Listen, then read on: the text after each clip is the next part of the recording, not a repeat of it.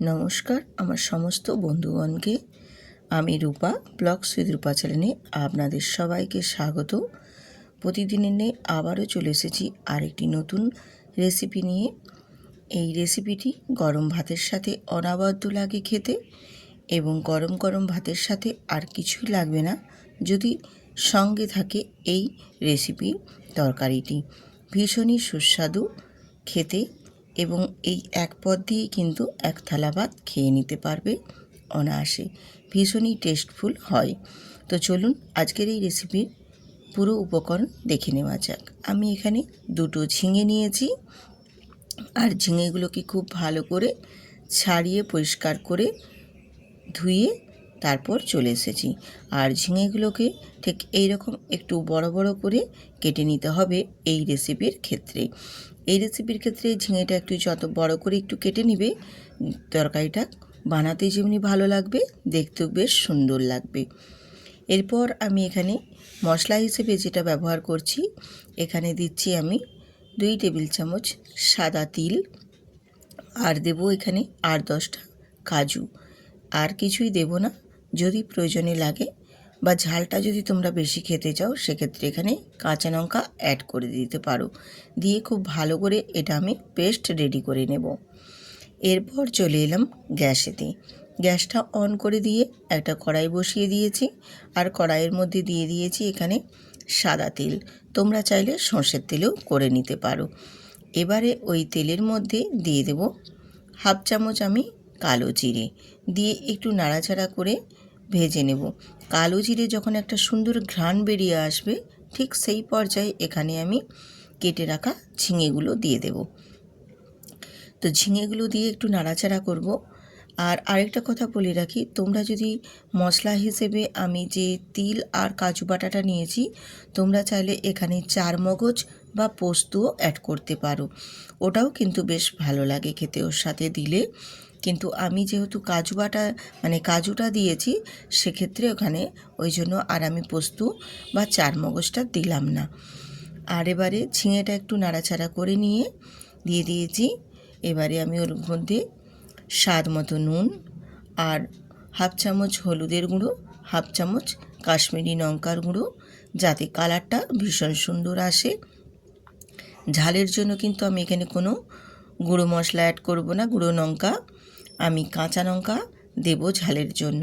তো ঝালের জন্য আমি কাঁচা লঙ্কা দিচ্ছি, তোমরা চাইলে এখানে গুঁড়ো লঙ্কার গুঁড়ো ব্যবহার করতে পারো।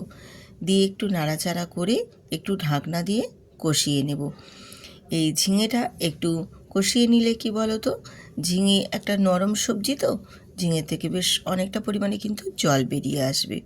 আর এই জলটাকেই একটু শুকনো শুকনো করে খুব ভালো করে একটু কষিয়ে নেব। এইরকমভাবে ঝিঙেটা কষিয়ে নিলে ঝিঙেটা বেশ একদম নরম হয়ে যাবে, আর বেশ খেতে বেশ ভালোও লাগবে, আর তাড়াতাড়ির মধ্যে কিন্তু রান্নাটা হয়ে যাবে। আর ঝিঙেটা একটু বড় বড় কাটলে দেখো এই যে নরম হয়ে গেছে, তবুও কিন্তু একটু গোটা গোটা আছে। আর একেবারে ছোট ছোট কেটে নিলে কি বলো তো, ঝিঙেগুলো যখন নরম হয়ে যাবে তখন কিন্তু গলে যাবে। এই কারণেই ঝিঙেটা একটু বড় বড় করে রাখতে হবে। বড় বড় করে রাখলে ঝিঙেটা দেখতেও বেশ ভালো লাগবে, গলে যাবে না, খাওয়ার সময় মুখে পড়বে, বেশ ভালো লাগবে। এরপর আমি এখানে 2টো কাঁচা লঙ্কা আর একটা বড় সাইজের পেঁয়াজকে আমি একটু বড় বড় করে কিউব কিউব করে কেটেছি। দেখো এই রকমভাবে পেঁয়াজটা দিলে এই রেসিপির ক্ষেত্রে খেতে বেশ ভালো লাগে। আর পেঁয়াজটা যখন এইরকমভাবে বড় বড় কিউব কিউব আকারে ঝিঙের মতনই, মুখে খাওয়ার সময় ঝিঙের সাথে পেঁয়াজটাও পাবে, পেঁয়াজের স্বাদটা কিন্তু বেশ সুন্দর লাগবে। এই জন্যই আমি পেঁয়াজটাও এরকম একটু বড় বড় করে কেটেছি। দিয়ে পেঁয়াজ আর কাঁচা লঙ্কাটাও আবারও একটু বেশ ভালো মতো একটু কষিয়ে নিয়েছি ঝিঙের সাথে। কষিয়ে নিয়ে এখানে আমি দিয়ে দিলাম মশলা বাটাটা। মশলা বাটাটা দিয়ে অল্প একটু জল দিয়ে আমি আবারও মশলার সাথে ঝিঙেটা বেশ ভালো করে একটু নাড়াচাড়া করে কষিয়ে নেব। এই রকমভাবে যদি কষিয়ে নেওয়া হয়, তাহলে কিন্তু এই ঝিঙের তরকারিটা খেতে ভীষণ ভালো লাগে। গরম গরম ভাতের সাথে কিন্তু আর কিছুই প্রয়োজন হবে না। বেশ একটা সুন্দর এত সুন্দর হয় এই রেসিপিটি, আর কিন্তু কিছুই লাগবে না। আর যেহেতু এখানে আমি তিলের সাথে কাজু বাটা মানে কাজুটা দিয়েছি বেটে, সেক্ষেত্রে একটু কিন্তু সময় নিয়ে নাড়তে হবে, না হলে কি বলো তো তলায় লেগে যাওয়ার ভয় থাকে। যাতে না তলার মধ্যে লেগে যায় তার জন্য কিন্তু একটু নাড়াচাড়া করে নিতে হবে। আর এইভাবে একটু নাড়াচাড়া করে করে একটু সুন্দর করে কষিয়ে নেব। যতক্ষণ না কষানো হয়ে বেশ সুন্দর করে একটা তেল ছাড়ো ছাড়ো ভাব হয়ে যাচ্ছে, সেই পর্যন্ত কিন্তু একটু কষিয়ে নেবে। তাহলে দেখবে কালারটাও যেমনি সুন্দর আসবে, আর একবারে এই রকমভাবে কষিয়ে নিলে ঝিঙেগুলোনের স্বাদটাও বেশ সুন্দর হবে। ঝিঙের ভেতরে মশলাটাও ঢুকবে, বেশ সুন্দর লাগবে খেতে।